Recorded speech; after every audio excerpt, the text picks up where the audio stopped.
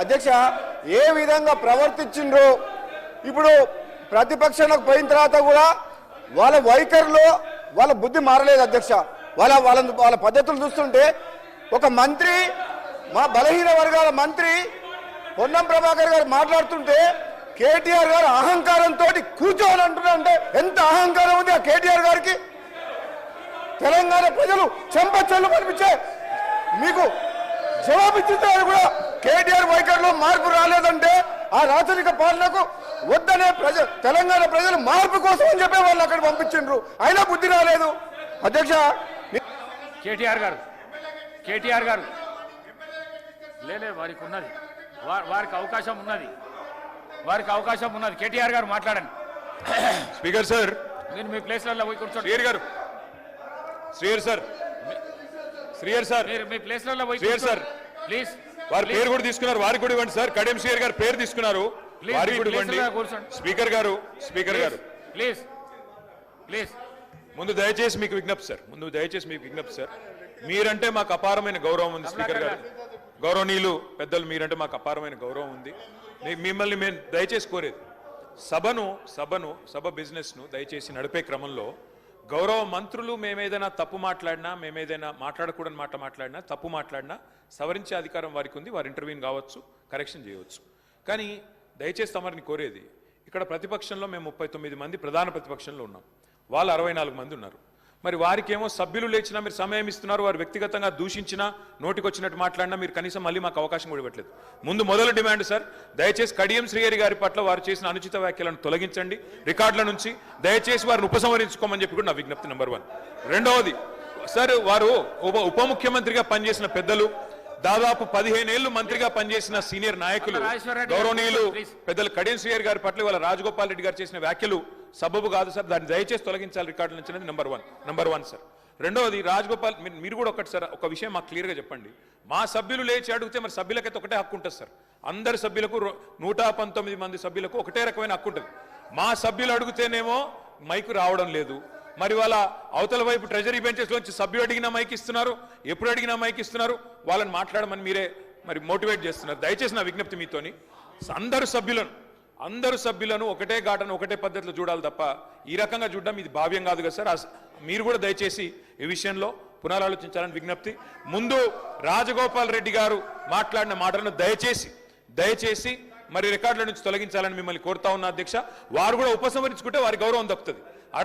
అట్లా మాట్లాడడం ఒక సీనియర్ దళిత నాయకుడి పట్ల, ఒక సీనియర్ దళిత మంత్రి పట్ల, గతంలో 15 ఏళ్లు మంత్రిగా పనిచేసిన పెద్దల పట్ల ఆ రకంగా మాట్లాడడం వారికి మంచిది కాదు.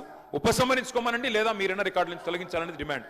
సభలో నా గురించి అనుచిత వ్యాఖ్యలు చేసింది ఆ సీనియర్ నాయకుడు కాబట్టి నేను ఏమనకుండానే ముందే చెప్పిన, ఆయన పెద్ద మనిషి, ఇటువంటి మాటలు నన్ను అనొచ్చా? అది పార్టీ అధ్యక్ష, అది పార్టీ అంతర్గత విషయం. మంత్రులు ఎవరు కావాలి, ఎవరిని చేయాలనేది పార్టీ అంతర్గత విషయం అధ్యక్ష. మీరు చెక్ చేయండి రికార్డ్స్. ఒకనాడు హరీష్ రావు గారు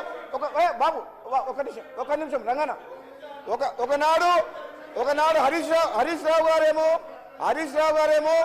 ఆ రోజు నా గురించి, నా మంత్రి పదవి గురించి మాట్లాడు. మళ్ళా కడియం శ్రీహరి గారు మాట్లాడారు మా పార్టీ గురించి. అధ్యక్ష, మా పార్టీ అంతర్గత విషయం గురించి ఎవరు మంత్రులు కావాలి మా పార్టీ అధిష్టానం ముఖ్యమంత్రి గారు నిర్ణయం తీసుకుంటారు. ప్రతిసారి వీళ్ళ దుర్బుద్ధి ఏంటంటే అధ్యక్ష, వాళ్ళకి అధికారం పోయినప్పటి నుంచి మా కాంగ్రెస్ పార్టీ సభ్యుల దగ్గర పోయి నీకు మంత్రి పదవి రాలేదు, నీకు అది రాలేదు, నీకు అది అని మమ్మల్ని రెచ్చగొట్టి పార్టీని చీల్చే కుట్ర వీళ్ళు చేస్తున్నారు అధ్యక్ష. ఇది వాళ్ళ నైజం, వాళ్ళ కడుపులో విషం ఉంది. నన్ను ప్రతి ఒక్కరి దగ్గర పోయి నువ్వు మంత్రి కాలేదా ఇవన్నీ మాట్లాడే ఈ కుట్ర చేస్తున్నారు కడియం శ్రీహరి గారు. మీరు నాలాంటి మనిషిని పట్టుకొని అధ్యక్ష, నేను తెలంగాణలో పార్లమెంట్లో తెలంగాణ కోసం కొట్లాడిన మనిషిని, నా పదవిని ఇట్లా గడ్డిపోతరా పడేసి మీకు వ్యతిరేకంగా పోరాటం చేసిన మనిషిని. నాకు పదవులు ముఖ్యమా అధ్యక్ష? నేను పదవుల కోసం పాకులే మనిషిని అయితే పదవికి రాజీనామా చేసి మీ ప్రభుత్వాన్ని మున్గోడు ప్రజల కాళ్ళ దగ్గర తీసుకొచ్చిన అధ్యక్ష నేను. మీరు తాటికొండ రాజే అనే వ్యక్తికి, ఉద్యమకారునికి మిమ్మల్ని నమ్ముకొని టీఆర్ఎస్ పట్లకు వస్తే ఒకసారి మంత్రి పదవి నుంచి తొలగించి అవమానించుండ్రు, ఇంకోసారి టికెట్ ఇవ్వకుండా అవమానించుండ్రు. అది కడియం శ్రీహరి గారి చరిత్ర. అది పచ్చకామర్లకు లోకమంతా పచ్చగా కనబడుతుంది. రాజగోపాల్ అధ్యక్ష, రెడ్డి గారు, ఒక మాట బడ్జెట్ మీద ఒకటే మాట, మాట్లాడండి. ఒకటే మాట. బడ్జెట్ మీద మాట్లాడండి. అధ్యక్ష, మా ముఖ్యమంత్రి గారు మా గవర్నమెంట్ కాంగ్రెస్ పార్టీ 100 సార్లు చెప్పిన అధ్యక్ష, 100 సార్లు ఏమని ఈ 6 గ్యారెంటీల పథకాలు హామీలు విడతల వారీగా మేము అమలు చేస్తాము అని చెప్పినాం. అమలు చేస్తాము అని చెప్పి మా గవర్నమెంట్ కమిట్మెంట్ తోటి ఉన్నది. ఆల్రెడీ కొన్ని కమిట్మెంట్ ఫుల్ఫిల్ చేసింది. మీరు ప్రతిసారి అసెంబ్లీలో కానీ బయట కానీ అబద్ధాలు ఆడినరు. మీరు ఎప్పుడు చేస్తారు అని అన్నారు. మీరు వచ్చి 2 నెలలు అయింది. మీరు 10 ఏళ్ల పాటు డబుల్ బెడ్రూమ్ ఇల్లు కట్టిస్తున్నారు, నిరుద్యోగ వృత్తి ఇస్తున్నారు, 3 ఎకరాల స్థలం ఇస్తామన్నారు, ₹1,00,000 రుణమాఫీ చేస్తామని చెప్పి 5 ఏళ్ల కింద 2018లో ఎన్నేళ్లకు చేసింది అధ్యక్ష? వీళ్ళు ఇచ్చిన హామీల విషయంలో ఏమో వీళ్ళు గతంలో 10 ఏళ్లు పరిపాలించి ఒక్క హామీ నెరవేర్చలేదు. మాకు 2 నెలలు సమయం కాలేదు. మా ముఖ్యమంత్రి గారు కాంగ్రెస్ పార్టీ ఆహర్నిశలు కష్టపడి మీరు చేసిన తెలంగాణ ఆగమైన తెలంగాణని గాడిలో పెడతామని చెప్పి మా కాంగ్రెస్ పార్టీ ప్రభుత్వం కృతనిశ్చయంతో ఉంది. మీకెందుకు కడుపులో మంట అంటే మేము చేయొద్దా? మీకు అవకాశం ఇచ్చారు 2 సార్లు, మీకు 2 సార్లు అవకాశం ఇచ్చారు. 10 ఏళ్ళు పరిపాలించారు. మీరు విద్యని వైద్యని గాలి కొదిలేసిన మనుషులు, నిరుద్యోగులని గాలి కొదిలే మోసం చేసిన మనుషులు, నిరుపేదలకు ఇల్లు కట్టిస్తామని చెప్పి మోసం చేసిన మనుషులు, రైతులని నిల్వ ముంచిన మనుషులు, ప్రాజెక్టుల మీద పేరు మీద రీడిజైన్ పేరు మీద కమిషన్ల కోసం ప్రాజెక్టులు కట్టి దోసుకున్న చరిత్ర వీది. మా ప్రభుత్వం తెలంగాణ ఇచ్చిన పార్టీ ఇది. కాంగ్రెస్ పార్టీ ఆనాడు హైదరాబాద్ తో కూడిన తెలంగాణ ఎందుకు ఇచ్చింది అధ్యక్ష? వీళ్ళు అప్లై చేసిపోయింది. నిజంగా చెప్పాలంటే ఇది మిగులు బడ్జెట్ తోటి ఉన్న రాష్ట్రం. మనమే ఒక 10 రాష్ట్రాలకు అప్పిచ్చే పరిస్థితిలో ఉండే అటువంటి రాష్ట్రాన్ని అప్పుల పాలు చేసిన పోయిన గణిత చరిత్ర వీళ్ళది. మనకు అప్పులు ఎందుకు చేయాలి చరిత్ర? మనకు హైదరాబాద్ నగరం ఉంది, బోలెడంతా ఆదాయం వస్తుంది. ఈ ఆదాయంతో తెలంగాణను అభివృద్ధి చేసుకోవచ్చు. వీళ్ళు స్వార్థం కోసం అప్పులు చేసి తెలంగాణ రాష్ట్రాన్ని అప్పులు చేసింది. మళ్ళా మాకు ఈరోజు ఏమంటున్నారు? మీరు ఎట్లా చేస్తారో అంటారు, మేము ఇచ్చిన హామీలు ఎట్లా చేస్తారో అంటారు. మేము చేస్తాం, మేము నిరూపిస్తాం, ప్రజలకు ఇచ్చిన మాట నెరవేరుస్తాం. వీళ్ళు తట్టుకోలేరు అధ్యక్ష, వీళ్ళు తట్టుకోలేరు. మమ్మల్ని తట్టుకునే శక్తి వీళ్ళకి లేదు. దమ్ముంటే కేసీఆర్ ని హౌస్లోకి రమ్మని చెప్పండి. దమ్ముంటే మేము నిరూపిస్తాం. మా ముఖ్యమంత్రి గారు చెప్పిండు, ఇప్పుడు మీ నాయకుడిని రమ్మని చెప్పండి అని చెప్పి ముఖ్యమంత్రి గారు నిన్న చెప్పిండు, ఈ రోజు కూడా చెప్పిండు. ఆ దమ్ము లేదు, పారిపోతున్నారు. బయట పోయి మాట్లాడతారు, హౌస్లో మాత్రం చర్చ లేరు.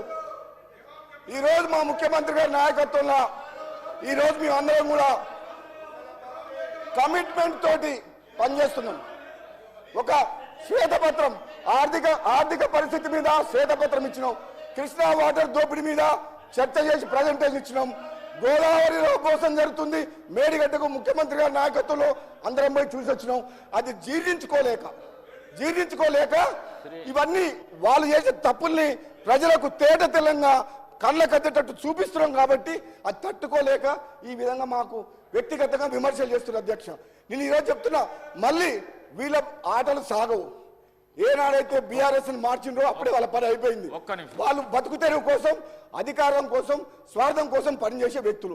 ఆనాడు తెలంగాణ సెంటిమెంట్ రెచ్చగొట్టి రేవంత్ రెడ్డి గారు అన్నారు, నిన్న అమాయకులను చంపి పిల్లల్ని చంపిన పాపం మీకు ఉసురు తగులుతుందని చెప్పి వాళ్ళ కుటుంబం లక్షల కోట్లు దోసుకుంది అధ్యక్ష.